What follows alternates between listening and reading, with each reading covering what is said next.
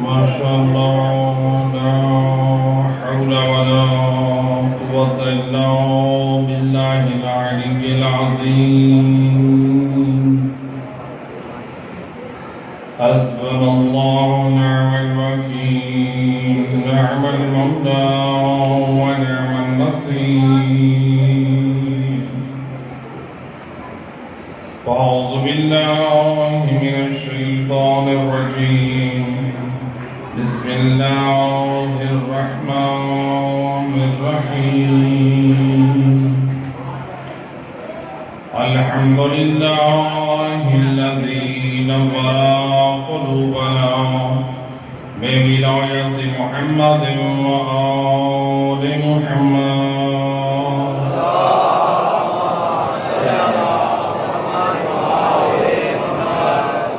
الصلاة والسلام على أشرف الأنبياء والمرسلين وخاتم النبيين والقاسم محمد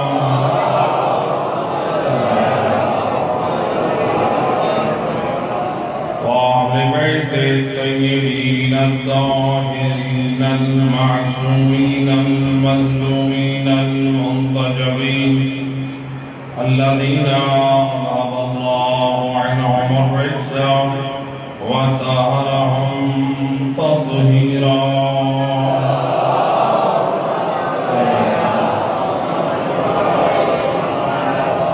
ولعنة الدائمة على أعدائهم أجمعين من يوم ظلمهم إلى يوم الدين. أما بعد، وقد قال الله تبارك وتعالى في كتابه المجيد وفرقانه الحميد وقوله الحق. بسم الله الرحمن الرحيم. وعد الله الذين آمنوا وعملوا الصالحات لهم مغفرة وأجر عظيم. صلوات الله.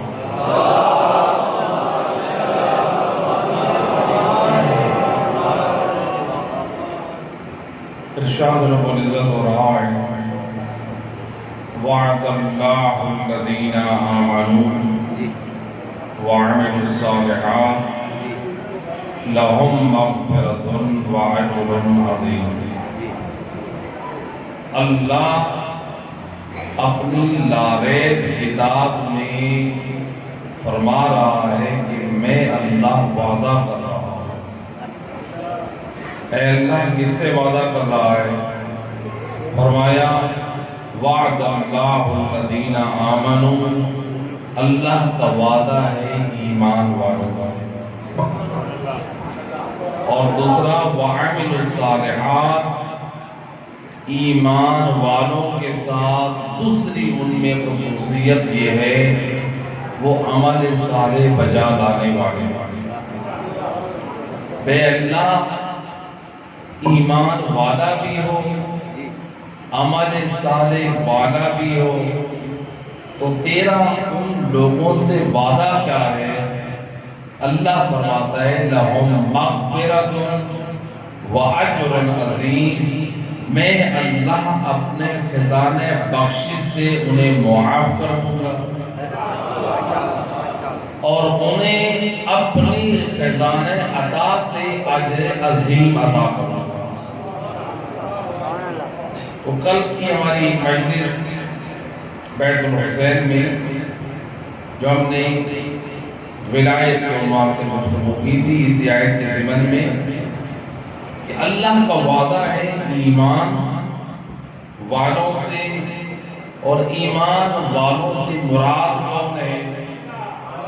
علماء اہل سنت، علماء شیعہ بالاتفاق نقل کرتے ہیں قرآن میں جب بھی لفظ استعمال ہوا ہے ایمان والے، اس سے مراد ہے علی والے.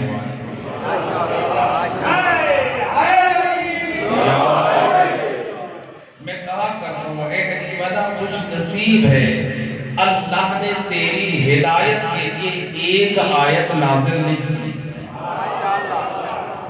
اللہ نے اے علی والے اللہ نے مجھ سے کلام کرنے کے لیے جو کتاب نازل کی ہے، تیری ہدایت کے لیے نازل کی ہے، وہ 30 پاروں پر مشتمل کتاب ہے۔ کتنا خوش نصیب ہے علی والا کہ جس کی ہدایت کے لیے 30 پاروں میں اللہ نے قرآن کو نازل کیا۔ تو علی والا اور کردار علی والا ہو تو تب اللہ کا وعدہ ہے بھئی جب تک دل میں نور ولایت علی نہیں ہے،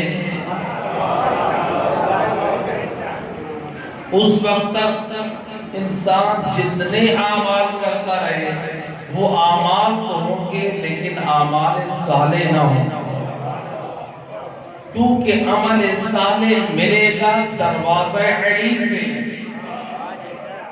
عمل صالح تب بنے گا جب دل میں ہو نور ولایت علی،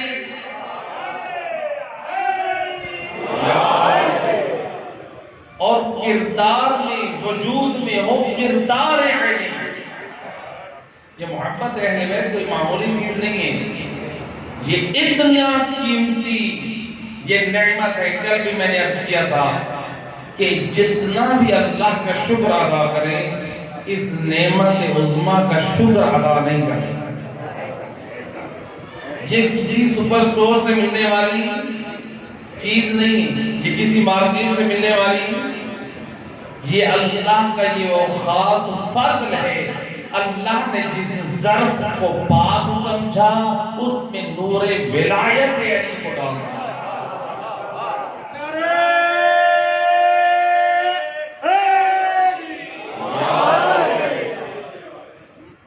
روایت ہے علماء اہل سنت کے بڑے جلیل القدر عالم دین ہیں، انہوں نے اس روایت کو نقل کیا ہے کہ رسول اللہ کے اصحاب میں سے ایک صحابی تھے ابو بریدہ، آئے ایک دن خدمت رسول میں، یا نبی اللہ میں نے محسوس کیا ہے میرے دل میں تھوڑا تھوڑا بغض علی ہے۔ کیا ہے؟ تھوڑا تھوڑا بھی جب کوئی شخص مریض ہوتا ہے تو وہ ڈاکٹر کے پاس آتا ہے، اور جو مریض ڈاکٹر کو صحیح اپنی حالت سے آگاہ کرے اور اس کی مرض کا علاج بھی اتنی جلدی ہو پاتا ہے، ایسے کیسے؟ اب یہ خوش قسمت ٹھہرا کہ نبی کے پاس جا کر اپنا علاج کروانا چاہ رہا ہے، بھئی نبی سے بڑھ کر کوئی حکیم امت ہے نہیں۔ تو یا نبی اللہ میں نے محسوس کیا ہے میرے دل میں کیا ہے، تھوڑا تھوڑا بغض علی ہے۔ رسول سمجھ گئے جب یہ اقرار کر رہا ہے کہ میں علی کے بغض کے مرض میں مبتلا ہوں، جب یہ اقرار کر رہا ہے علاج تو ہونا چاہیے۔ بھئی آپ بھی مریض ہوتے ہیں، ڈاکٹر کے پاس گئے، ڈاکٹر صاحب میرا بلڈ پریشر بڑھ چکا ہے، ڈاکٹر صاحب میرا شوگر آئی ہے، وہ کیا کہے گا؟ ڈاکٹر صاحب صبح سے میرے پیٹ میں درد ہے، وہ کیا پوچھے گا؟ یہ بتاؤ کہ تم نے کھایا کیا؟ یہ جو تمہارے پیٹ میں درد اٹھا ہے، یہ جو شوگر بڑھا ہے، یہ جو بلڈ پریشر بڑھا ہے، یہ شوگر لو ہوا ہے، یہ ریزن کیا ہے؟ آپ نے کھایا کیا ہے؟ کام کون سا کیا ہے؟ اب سید الرسول سے کہنے لگا یا نبی اللہ محسوس کرتا ہوں دل میں تھوڑا تھوڑا ہے بغض علی۔ سید الرسول لسان وحی سے بول کے فرماتے ہیں اے ابو بریدہ بتا یہ بغض علی تیرے دل میں آیا کہاں سے؟ کہنے لگا یا نبی اللہ ایک مرتبہ علی مال جب تقسیم کر رہے تھے جنگ کے مال غنیمت تو میں علی کی اس تقسیم پہ راضی نہ تھا، تو وہاں سے میرے دل میں یہ بغض آیا ہے۔ لسان نبوت سے بول کے فرماتے ہیں خبردار علی کے حق میں جسارت نہ کرنا، ارزاقم علی ابن ابی طالب، تم میں سب سے فیصلہ شناس ہے تو علی کی ذات ہے، تم میں بہترین قضاوت کرنے والے ہیں تو علی حیدر کربار۔ اب یہ کہتے ہیں کہ میں نبی نے مجھے یہ سمجھا دیا، گویا مجھے جو بغض علی کا مرض تھا اس کا صرف مجھے پلا دیا کہ خبردار۔ لیکن ابھی میں نے دیکھا کہ سید الرسل کے چہرے پہ غصے اور غضب کے آثار باقی ہیں۔ میں سر جھکا کے بیٹھا تھا، رسول کے سامنے سر جھکا کے رہتا تھا، تو میں نے ایک مرتبہ کہا یا نبی اللہ، اب میں نے ارادہ کیا ہے کہ میں دل میں کبھی بھی بغض علی نہ لے آؤں، لیکن رسول اللہ خاموش رہے۔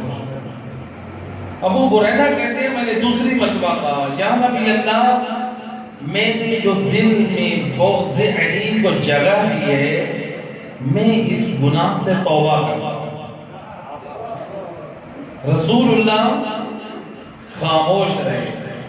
جب میں نے دیکھا سید الرسل کا غضب بڑھ رہا ہے، میں کہہ رہا ہوں کہ کبھی دل میں جگہ نہ دوں گا تو نبی خاموش ہے، میں کہہ رہا ہوں یا نبی اللہ میں توبہ کرتا ہوں تو نبی خاموش ہے۔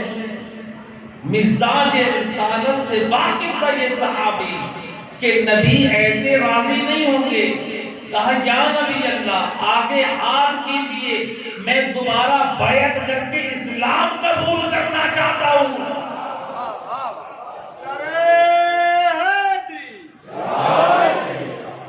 روایت کہتی ہے صحابی نے ہاتھ آگے بڑھایا، نبی نے آگے ہاتھ بڑھایا، رسول کے ہاتھ پہ ہاتھ رکھ کے بیعت کر کے اسلام کو قبول کیا۔ گویا معلوم ہوا بغض علی قوموں سے باہر نہیں، اسلام سے خارج کرتا ہے۔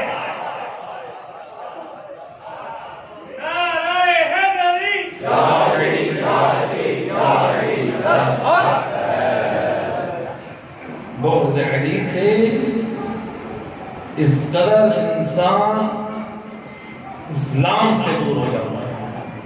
تو گویا رسول اللہ نے بغض علی کے لیے توبہ کافی نہیں سمجھی ہے، بلکہ بیعت اسلام کو لازمی سمجھا ہے۔ صلوات پڑھتے محمد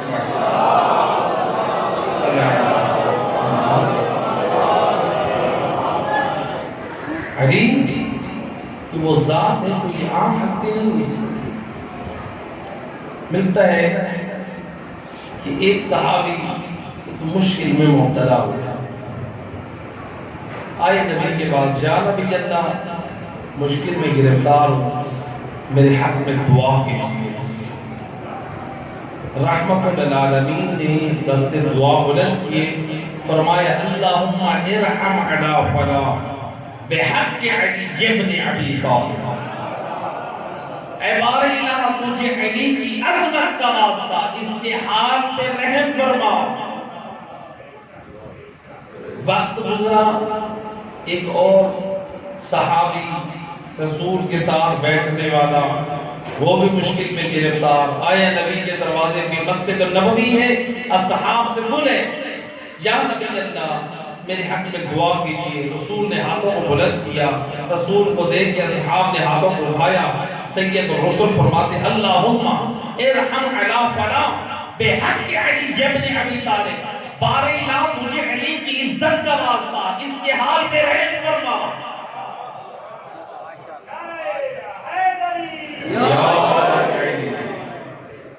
اس کے حق میں دعا ہو گئی، نبی نے دعا کی، اصحاب نے آمین کہا، لیکن جو پہلا اور یہ جو دوسرا تھا یہ اپنے مقام پہ پریشان ہے۔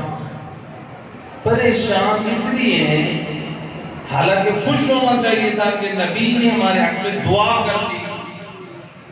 پریشان اس لیے ہیں کہ پریشان ہم تھے اور واسطہ علی کا، یہ علی کا نام حلالیوں کے نصیب میں ہے۔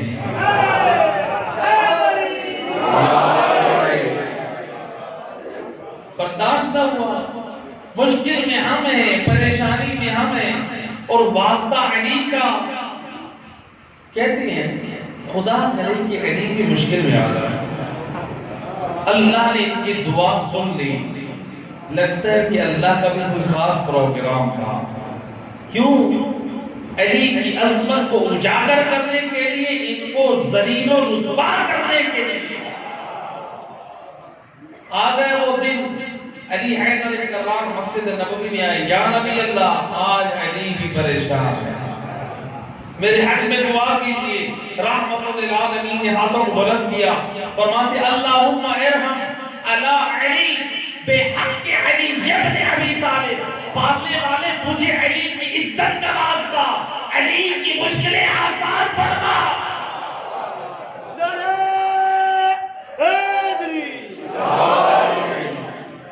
علی کے صدقے میں علی کی مشکلیں ڈال دے۔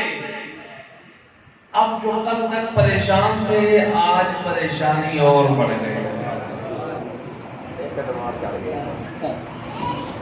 کل تک رسول علی کا واسطہ، آج علی مشکل میں ہے، تب بھی کہنے لگے کل نبی کی خدمت میں جاتے ہیں، یا نبی اللہ اتنی بھری کائنات ہے، انبیاء ہے، اوصیاء ہے، آپ کے اصحاب باوفا ہیں، ساتھ بیٹھنے والے ہیں، کتنے رشتہ دار ہیں، اتنے بڑے بڑی شخصیات ہیں، اس بھری کائنات میں آپ کو علی کے علاوہ کوئی نظر نہیں آتا۔ آگے چوتھے دن مسجد نبوی اصحاب سے بھری ہے، آئے یا نبی اللہ جب بھی وہ مشکل میں ہے، میں مشکل میں تو علی کا واسطہ، یہ مشکل میں تو علی کا واسطہ، خود علی مشکل میں ہے تب بھی علی کا واسطہ۔ آپ کو بھری کائنات میں علی کے علاوہ کوئی نظر نہیں آتا۔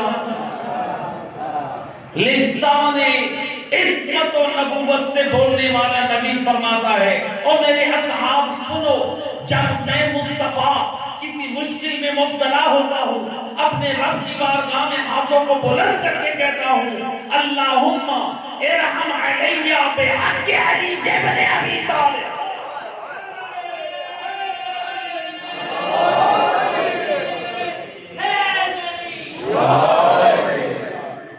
اے پالنے والا تیرا نبی مشکل میں ہے، علی کے صدقے میں میری مشکل کشائی فرما۔ گویا نبی نے یہ بھی سمجھا دیا مرکز ہے ذات الہی، مرکز خدا ہے اور واسطہ علی کی ذات ہے۔ یعنی مصطفیٰ بھی جب اپنے رب سے کسی کو وسیلہ بناتے ہیں تو ذات علی کو بناتے ہیں۔ صلوات پڑھتے ہیں محمد صلی اللہ علیہ وسلم۔ تو اللہ قرآن میں فرما رہا ہے وعد اللہ الذین آمنوا، اللہ کا وعدہ ہے کس سے؟ ایمان والوں سے، یعنی علی والوں سے۔ دوسرا وعملوا الصالحات، یعنی علی والے بھی ہوں اور کردار علی والے بھی ہوں۔ عمل صالح وہی ہوگا جو کردار۔ اب یہ عمل صالح ہے کیا؟ ایک دن رسول اللہ نے دیکھا شیطان بڑا ضعیف ہے، بڑا کمزور ہے۔ کہتے کہ شیطان آج بڑا لاغر اور کمزور اور ضعیف نظر آ رہا ہے۔ کہتے یا نبی اللہ آپ کی امت کلمہ گو، آپ پر ایمان رکھنے والے، ان کی زندگی میں 5 عمل صالح ایسے ہیں جب وہ انجام دیتے ہیں میری کمر ٹوٹ جاتی ہے۔ توجہ ہے؟ اگر آپ لوگوں کا شوق ہو تو میں یہ روایت سناتا ہوں۔ ایک صلوات پڑھ دیں محمد رحمۃ اللہ۔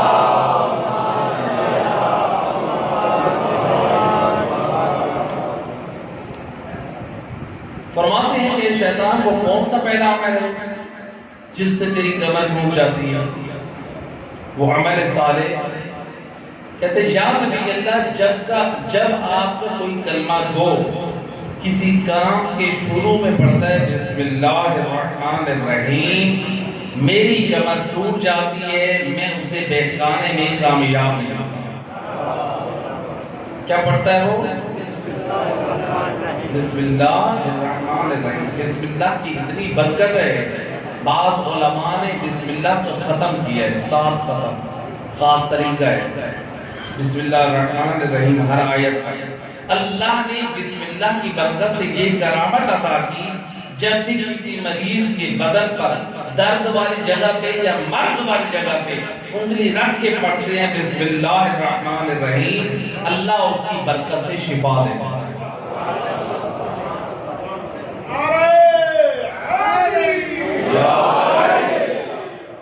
روایت میں ملتا ہے حضرت ابراہیم کو آگ میں ڈالا گیا، آگ 6 ماہ پہلے روشن کی گئی تھی، جلائی گئی تھی، جس کے اوپر سے کئی میل کے فاصلے پر اگر پرندہ گزرتا وہ بھی جل کے نیچے گر جاتا تھا۔ اس آگ کے قریب کوئی نہیں جا سکتا تھا۔ حضرت ابراہیم کو منجلین کے ذریعے سے پھینکا گیا۔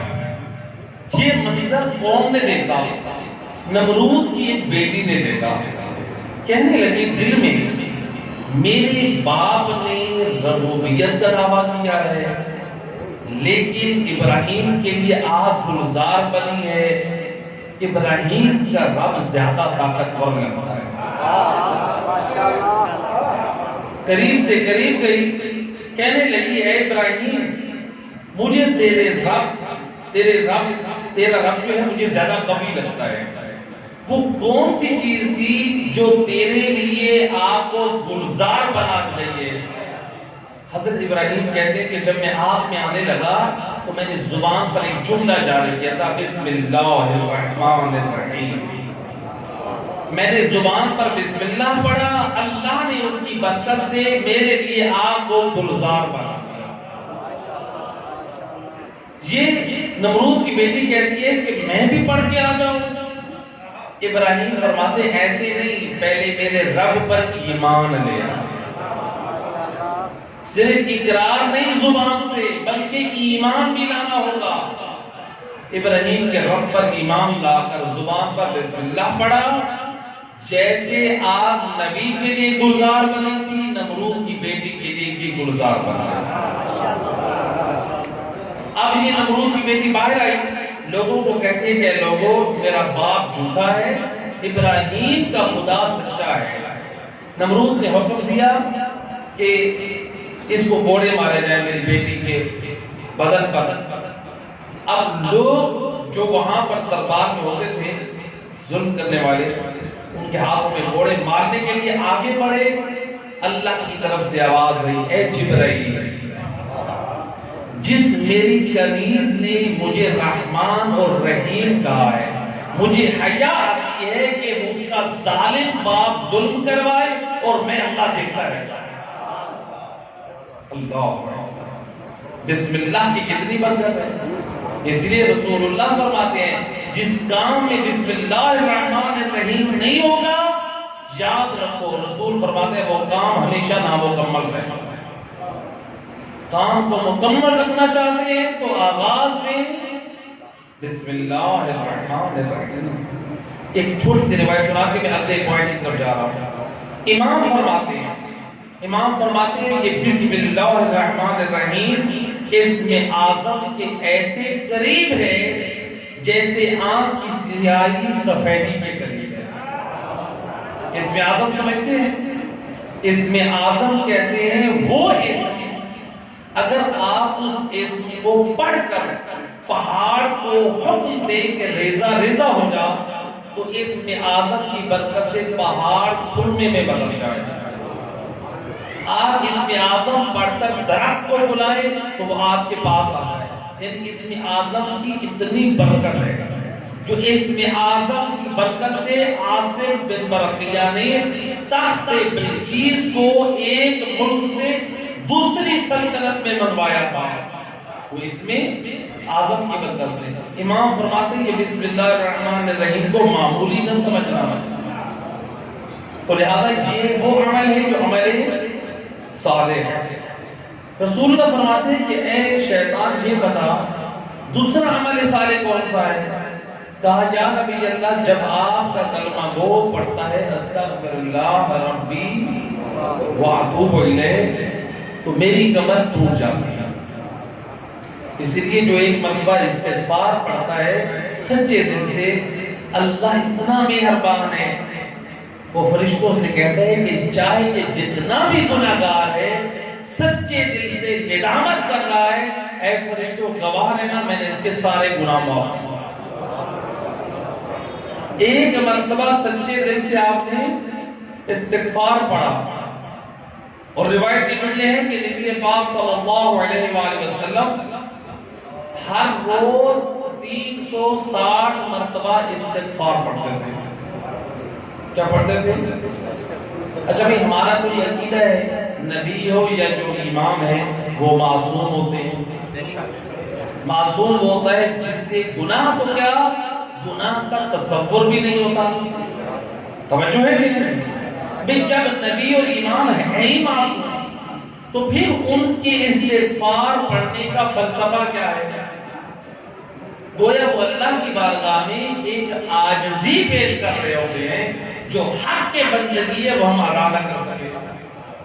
تو اب معصوم ہستیاں ہیں نبی ہوں یا امام، معصوم ہستیاں استغفار کا اتنا اہتمام کریں، اگر ہم جیسے گناہگار استغفار کریں تو اللہ جانے ہمیں کتنا فائدہ ملے۔ تو لہذا استغفار کو اس لیے امام فرماتے ہیں جس کے ہاں اولاد نہیں ہے پریشان ہے کثرت سے استغفار پڑھے اللہ اس کو اولاد عطا کرے، اور اگر استغفار کو پڑھ لے تو حالت سجدہ میں پڑھے۔ کہا کہ جس کے ہاں رزق کی فراوانی نہیں ہے، نحوست ہے، بدبختی ہے، پریشانیاں ہیں، بیٹی کی شادی نہیں ہو رہی ہے، لڑکے کا رشتہ صحیح نہیں ہو رہا ہے، گھر میں کسی حوالے سے پریشانی ہے، امام فرماتے ہیں کثرت سے استغفار پڑھ، تیری حوائج کی برآوری کی ضمانت میں امام دے دوں۔ وچنو دیے امام زمانہ بلند تر صلوات اللہ صلی اللہ۔ تو استغفار لیکن ایسا ہے جیسے پڑھنے کا حکم ہے استغفر اللہ ربی واتوب الیہ، بعض لوگ جلدی جلدی استغفر اللہ ربی واتوب الیہ استغفر، یہ نہیں پڑھیں، اس کا کوئی فائدہ نہیں ہے۔ استغفر اللہ ربی واتوب الیہ صحیح طرح تلفظ کریں، صحیح طرح لفظ ادا نہیں کریں گے اس ذکر کا اس تسبیح کا نہ فائدہ حاصل ہوگا نہ ثواب ملے گا۔ تو تیسرا عمل رسول اللہ فرماتے ہیں کہ اے شیطان وہ تیسرا عمل کون سا ہے جس سے تیری کمر ٹوٹ جاتی ہے؟ کہا یا نبی اللہ جب بھی کوئی آپ کی ذات پر پڑھتا ہے صلوات،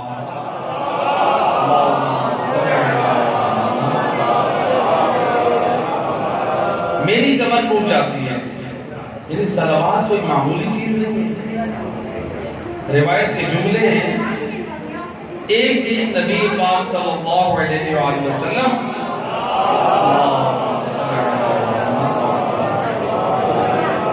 اور امیر المومنین علی بن ابی طالب علیہ السلام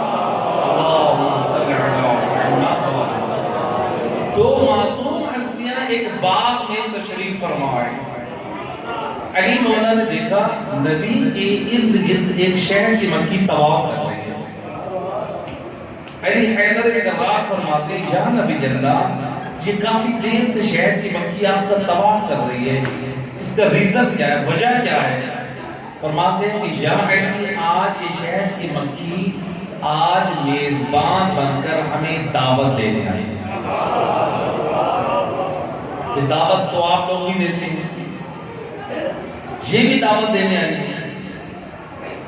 امام فرماتے ہیں میرے پانچویں امام امام محمد باقر علیہ السلام،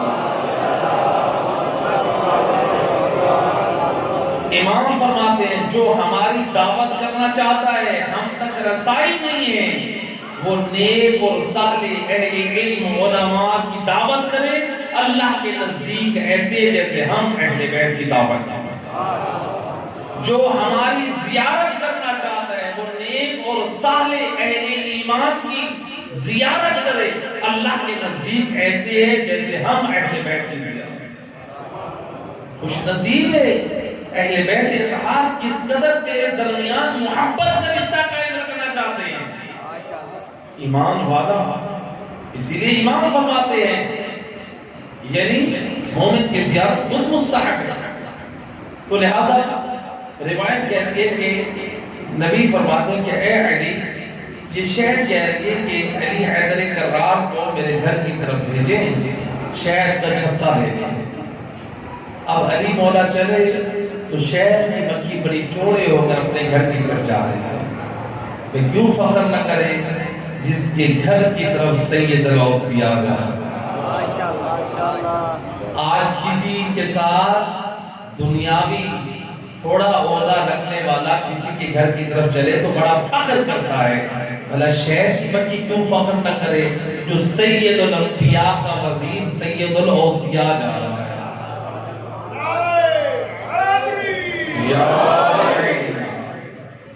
علی مولا چلے، شہر کی مکھیوں کا چھتا ہے۔ جب علی حیدر کرار پہنچے تمام مکھیوں نے چھتا چھوڑ کر بشک زبان ہو کر بولی السلام علیکم یا ولی اللہ، اے اللہ کے ولی ہمارا آپ پر سلام ہو۔ شہر کی مکھی کہتی یا امیر المومنین یہ شہر کا چھتا اتار دیجئے۔ علی حیدر کرار نے وہ شہر کا چھتا اتارا اور بڑی امانت سے جب تک نبی کی خدمت میں نہ پہنچایا ایک بھی اس میں سے قطرہ شہد کا نہ چکا۔ اللہ کیسا امین ہے، کیسا محافظ ہے، نبی کی خدمت میں لے کر آئے۔ اب روایت کے جملے نبی نے اور علی مولا نے مل کے تناول فرمایا۔ جب شہد کھا چکے نبی فرماتے ہیں اے شہد کی مکھی، تم میٹھے پھولوں سے بھی رس چنتی ہے، تم پھیکے پھولوں سے بھی رس چنتی ہے، تم ترش کڑوے پھولوں سے بھی رس چنتی ہے، لیکن یہ جو تیری شہد ہے یہ بڑی میٹھی ہے، اس میں بڑی لطافت ہے، اس میں بڑی طہارت ہے، اس میں بڑی پاکیزگی ہے، اس میں بڑی نفاست ہے، آخر اس کا سبب کیا ہے؟ کہتے ہیں یا نبی اللہ اس میں میرا کوئی کمال نہیں ہے، جب میں مختلف پھولوں سے رس چنتی ہوں اپنے گھر تک آپ کی ذات پر 3 مرتبہ صلوات بھیجتی ہوں، اللہ اس کی برکت سے پھکاٹ اور کڑواہٹ کو مٹھاس میں بدل دیتا ہے۔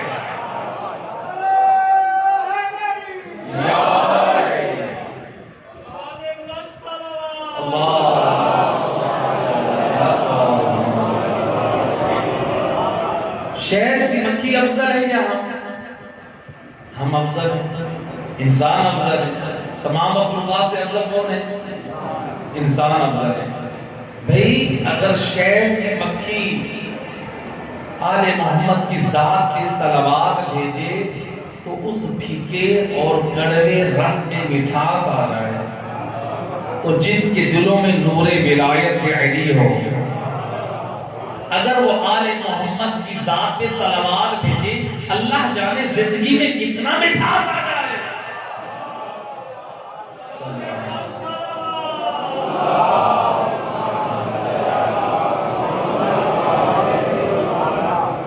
اپنے قیمتی وقت کو فضول چیزوں میں برباد نہ کریں، یہ وقت اللہ کی امانت ہے، اس وقت کی قدر کریں۔ جو وقت ہے آپ کی زندگی سے جو لمحہ گزرا ہے وہ واپس پلٹ کر نہیں آئے گا۔ قرآن کسی کو پڑھنا نہیں آتا، یہ درود تو پڑھنا آتا ہے۔ چلتے اٹھتے بیٹھتے جب تک نیند نہیں آ رہی آل محمد کی ذات پہ صلوات پڑھتے رہیں اور اللہ جانے کتنا ثواب حاصل ہوتا ہے۔ ہمارے بہت بزرگ ایک عالم استاد العلماء گزرے، ان سے جب کسی نے پوچھا کہ رزق کی فراوانی اور برکت کے لیے کوئی عمل بتائیں، وہ کہتے ہیں 1000 مرتبہ روزانہ آل محمد کی ذات پہ صلوات بھیجیں،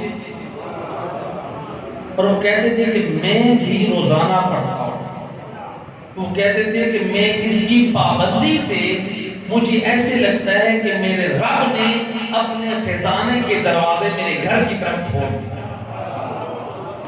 یعنی درود کے پڑھنے سے اتنی برکت حاصل ہوتی ہے، رزق کے اسباب، رزق کے دروازے اتنے کھلتے ہیں، رزق کے لیے اللہ مواقع عطا کرتا ہے۔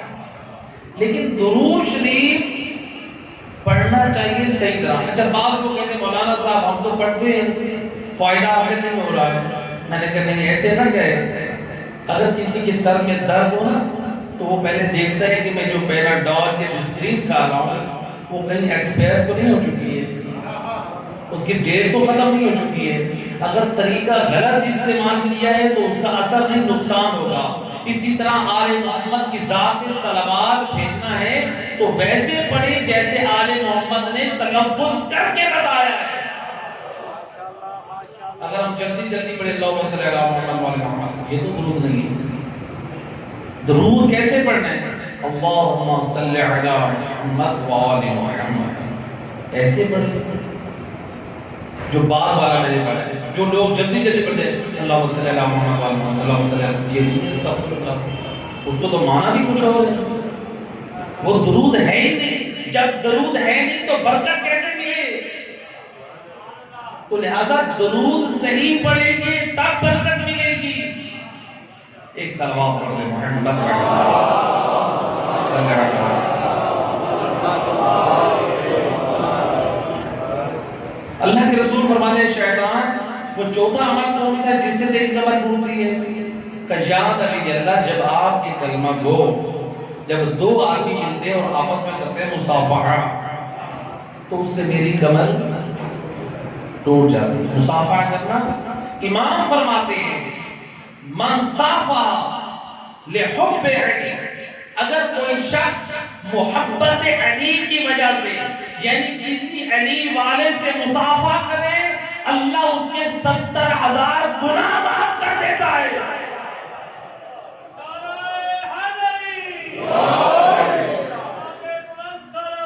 اللہم صلی علی محمد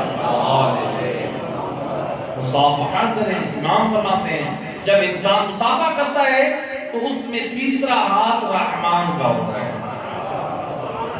یہ مصافحہ امام فرماتے ہیں جب تک دو مومن مصافحہ کرتے رہتے ہیں ان کے گناہ ایسے معاف ہوتے ہیں جیسے خزاں کے موسم میں پتے جھڑتے رہتے ہیں۔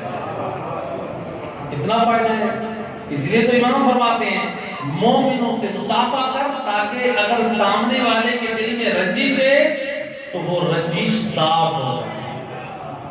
میں ایک اس کی مثال اپنے یہاں کے کلچر اور ماحول کے مطابق دیا کرتا ہوں۔ بھئی مصافحہ کہتے ہیں دو ہاتھ ملا، مصافحہ کسے کہتے ہیں؟ دو ہاتھ۔ بھئی آپ نے ایسے ہاتھ ملا تو یہ ہے مصافحہ، سامنے والے کے بھی ہاتھ ملا تو گویا اگر ہم اس کے ہاتھ کو نکال لیں تو ہاتھ کی پوزیشن یہ بن جاتی ہے۔ گویا آپ اسلام کتنی عزت دینا چاہ رہے ہیں، کہتا ہے آپ بول کر معافی نہ مانگے، آپ کی حالت بنا دی ہے سامنے والے کے سامنے، اگر تو ناراض ہے تو معافی چاہتا ہوں۔ توجہ ہے، اسلام آپ کی عزت کو بھی باقی رکھنا چاہتا ہے اور سامنے والے کے دل میں وہ نفرت کو بھی کم کرنا چاہتا ہے۔ آیت اللہ سیستانی ذرا دیکھ اے میرے دوست یہ مراجع و زام جو سے کتنی محبت کرتے ہیں۔ یہ فقہا آیت اللہ سیستانی فرزند علی ابن ابی طالب امیر المومنین کے جوار میں نجف اشرف میں بیٹھ کے جب ڈاکٹروں نے کہا 90 سال کا یہ نائب امام مرجع، جب ڈاکٹروں نے کہا کہ قبلہ آپ کی کمر کے مہروں کا یہ درد بڑھتا جائے گا اگر آپ نے آنے والے زائرین سے مصافحہ نہ چھوڑا،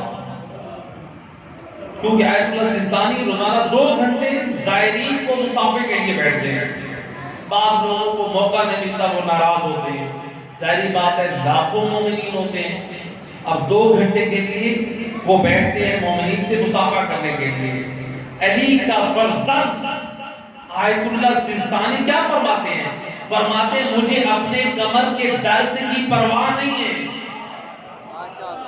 یہ مجھ سے برداشت نہیں ہوتا علی کے شہر میں علی کا چاہنے والا میرے پاس آئے اور میں اسے مسافے کے بغیر پھینک دوں.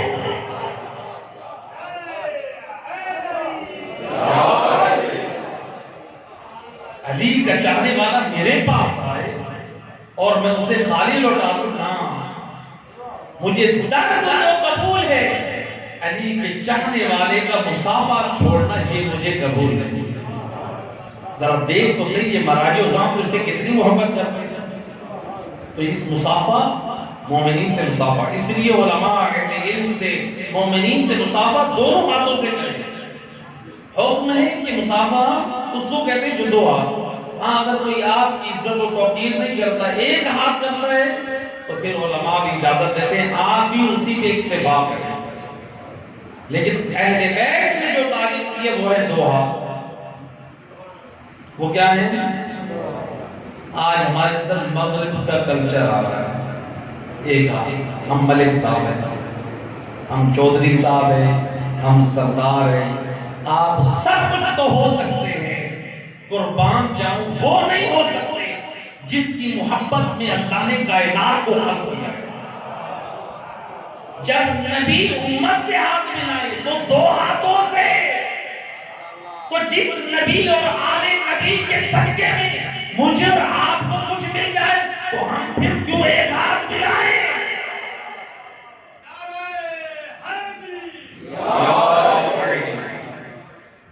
ماشاءاللہ. بس آخری پیغام اللہ کے رسول فرماتے ہیں شیطان کو پانچواں عمل صالح کون سا ہے کہ جس سے تیری کمر ٹوٹ جاتی ہے. اللہ خدا کرے جس طرح ہمارا دل نور ولایت علی سے نورانی ہے ہمارا وجود بھی آل محمد کے پاک کردار سے مزین و آراستہ ہوگا. یہ جو اہل بیت اطہار کی پاک سیرت کی طرف جو دعوت دی جاتی ہے نا اس میں اہل بیت کا فائدہ نہیں ہے، ہمارا فائدہ ہے. کیسے فائدہ ہے ہمارا؟ میں ایک مثال دیا کرتا ہوں. دیکھیں آپ اسی روڈ پہ باہر نکلے نا کتنے ہی ریڑیوں والے ہیں، انہوں نے سیب بیچ رہے ہیں، اسی طرح سے جاپانی پھل بیچ رہے ہیں اور کتنے فروٹس ہیں. تو آپ دیکھیں نا ان کے اوپر جہاں پر داغ ہوتا ہے نا ان کو جو چھپا کے رکھتے ہیں یا پھر ان داغوں پر سٹیکر لگا دیتے ہیں تاکہ وہ عیب دار پھل بھی ان اچھے پھلوں کے ساتھ چلے جائیں. ایسے کہ نہیں؟ ہمارے کردار جو ہے عیب دار، پاک کردار ہے ان 14 معصوم ہستیوں کا. ہم تجا اور وہ تجا ہم ان کی برابری نہیں کر سکتے. کل ایک علامہ کل والا ایک جملہ جو ہے میں دوہرا دوں، صلوات پڑھیں محمد وحید.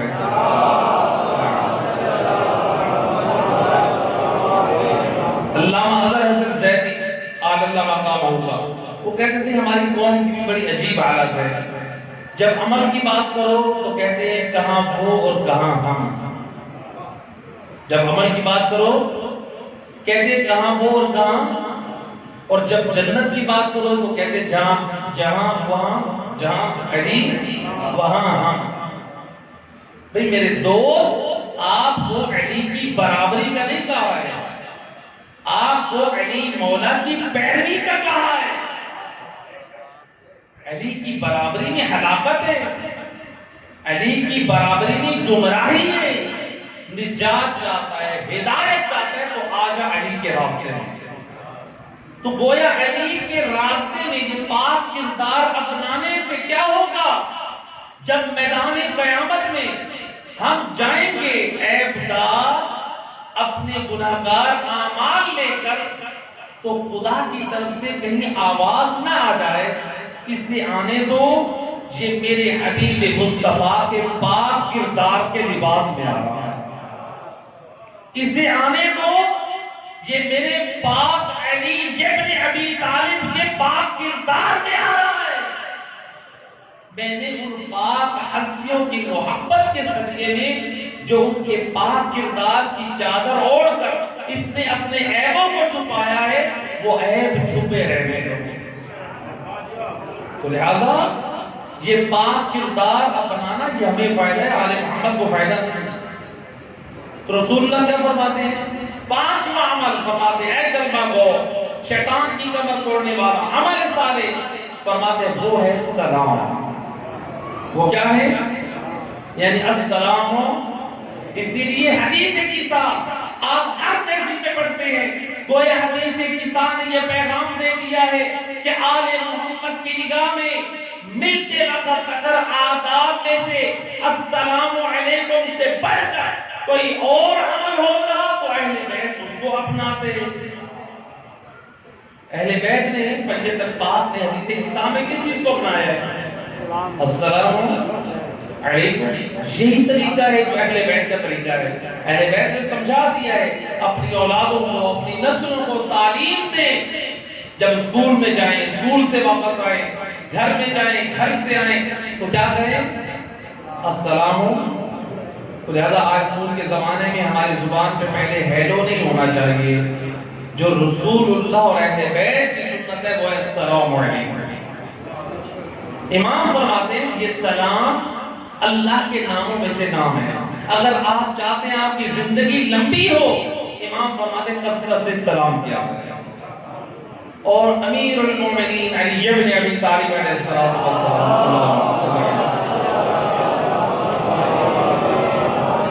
امام فرماتے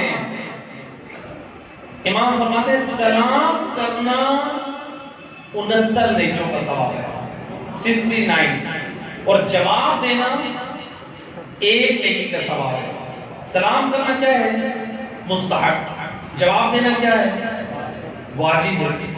بھئی اے امیر المومنین سلام کرنا ہے مستحب، اس کا ثواب زیادہ ہے، اور جو جواب ہے وہ ہے واجب، اس کا ثواب کم ہے، وجہ کیا ہے؟ اللہ خزانہ نبوت سے جواب ملے گا۔ کہا کہ اس لیے سلام کا ثواب زیادہ ہے اگرچہ مستحب ہے، چونکہ سلام کرنے والا اپنی میں کو ختم کرتا ہے، اور جواب دینے والے پر تو واجب ہے ایک صلوات پڑھ دے محمد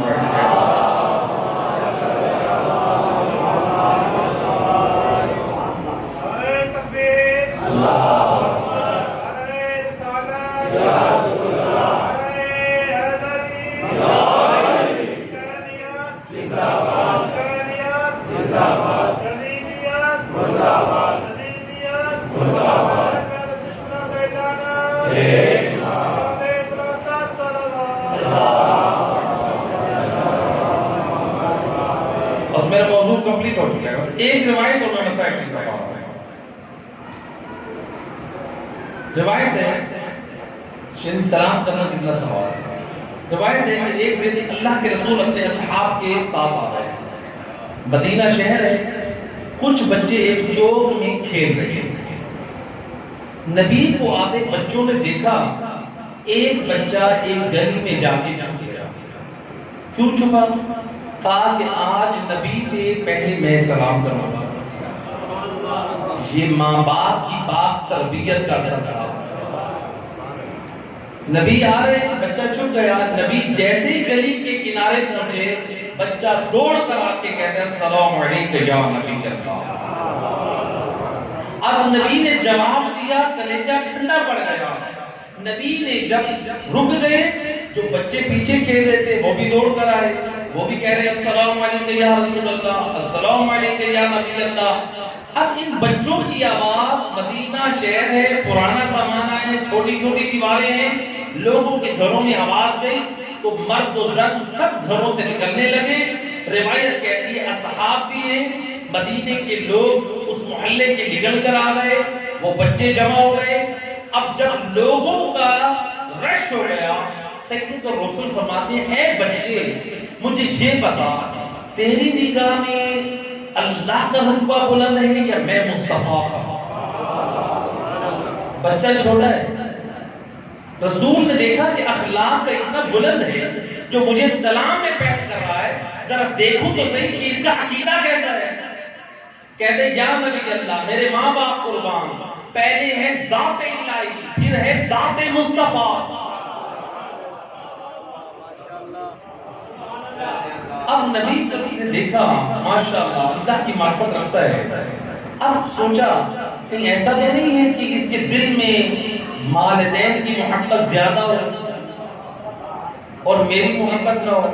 تھا کہ اے بچے مجھے یہ بتا، تیری نگاہ میں والدین کا رتبہ بلند ہے یا مجھ مصطفیٰ کا؟ کہتا بے ابی انت و امی، میرے ماں باپ آپ کے قدموں پہ قربان۔ پہلے ہے ذات مصطفیٰ، پھر ہے میرے والدین۔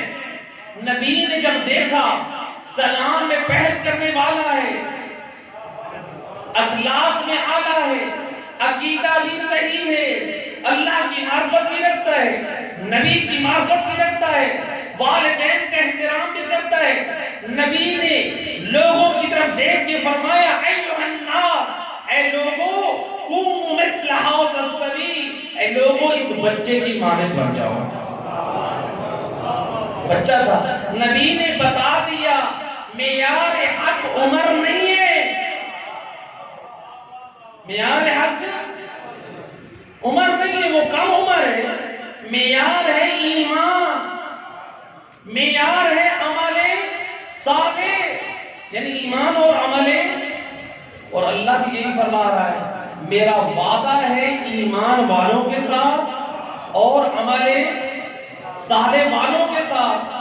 کیا وعدہ ہے؟ لَهُمْ مَغْفِرَةٌ وَأَجْرٌ عَظِيمٌ، ان کے لیے مغفرت بھی ہے اور اجر عظیم بھی ہے۔ ذرا دیکھیں یہ بچہ ہے کون؟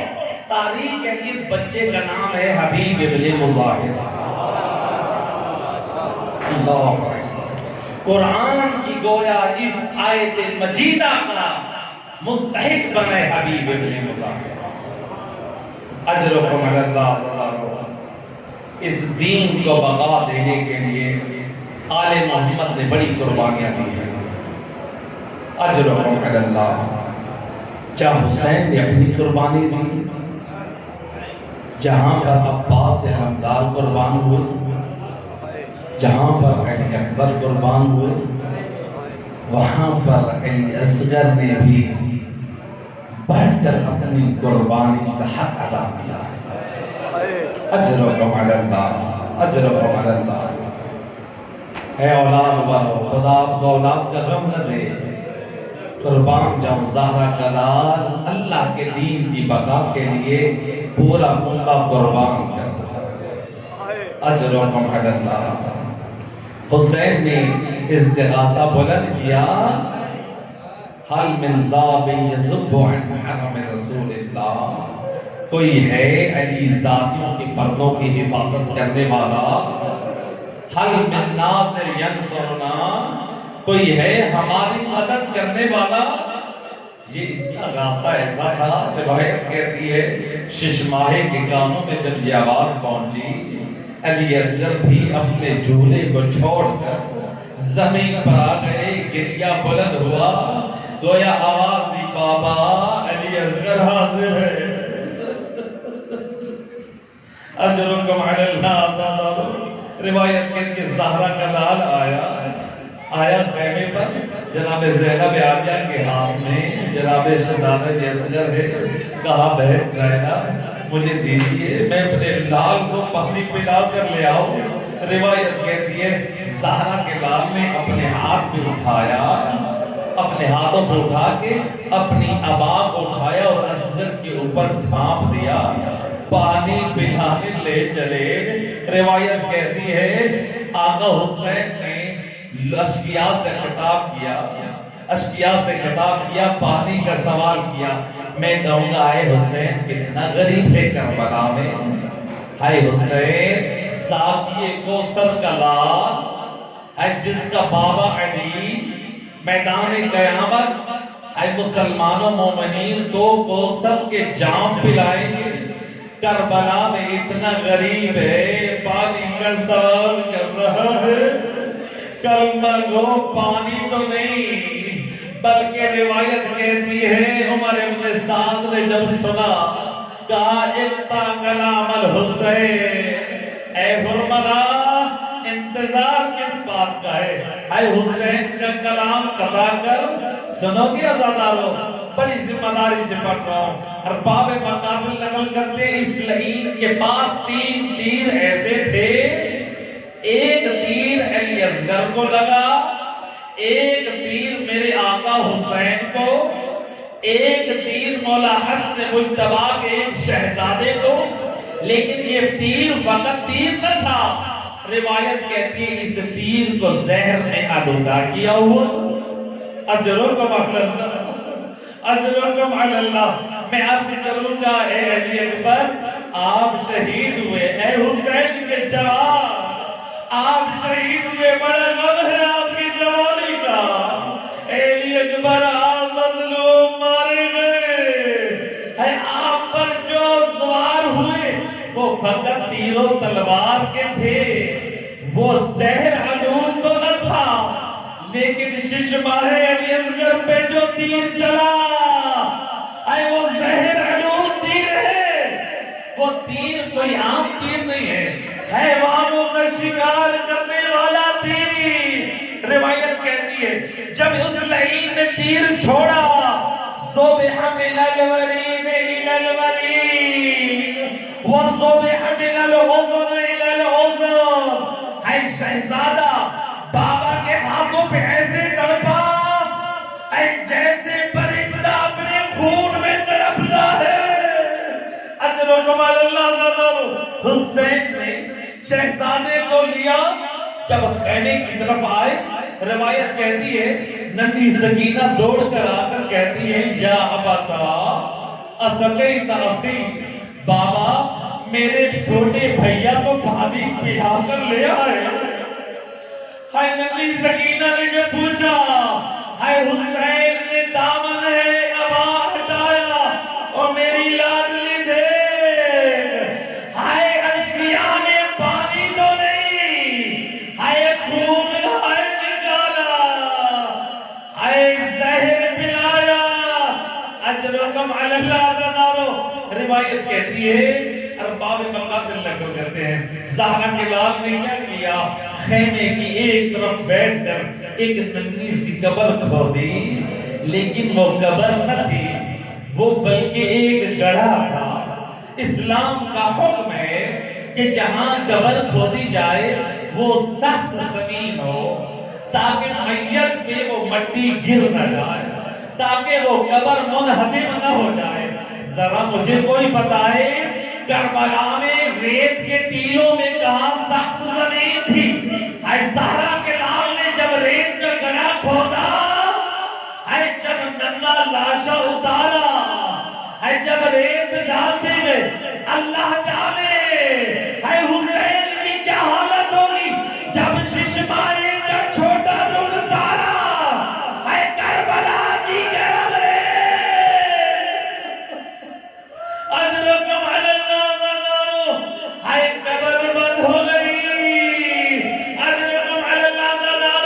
ابھی دو جملے مجھے کہنے دیجئے۔ روایت کہتی ہے جب 11 محرم کو جب سروں کو شمار کیا جا رہا تھا نا، تو کسی نے پوچھا کہ ایک سر کم کیوں ہے؟ کہنے والے نے کہا میں نے دیکھا حسین خیمے کی ایک طرف بیٹھے تھے، شاید اصغر کا لاشا وہاں دفن کیا ہے۔ آئے کچھ نیزہ گرز ہاتھوں میں نیزے لے کر گھوڑے سوار آگے بڑھے، ریت کربلا میں گرز مارتے ہیں۔ ایک مرتبہ گرز ریت میں گیا، جب باہر نکالا گرز خالی نہ تھا، ششماہی کا لاشا۔ روایت کہتی ہے اس لعین نے کیا کیا، اس نے کیا کیا، ششماہی کا لاشا نیزے سے اتار کر گھوڑے کی گردن پہ رکھ کے خنجر نکالا، ششماہی کی گردن پہ پھیر کے اے تیسری مرتبہ ششماہی کو ذبح کر دیا۔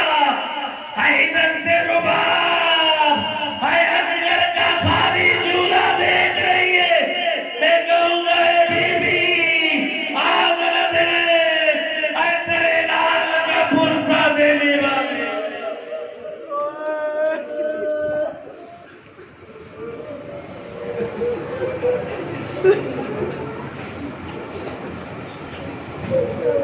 سامنے محترم جناب علامہ محمد عظیم اور صاحب، ان کے بعد خطاب فرمائیں گے جناب علامہ مدر حسین صاحب کی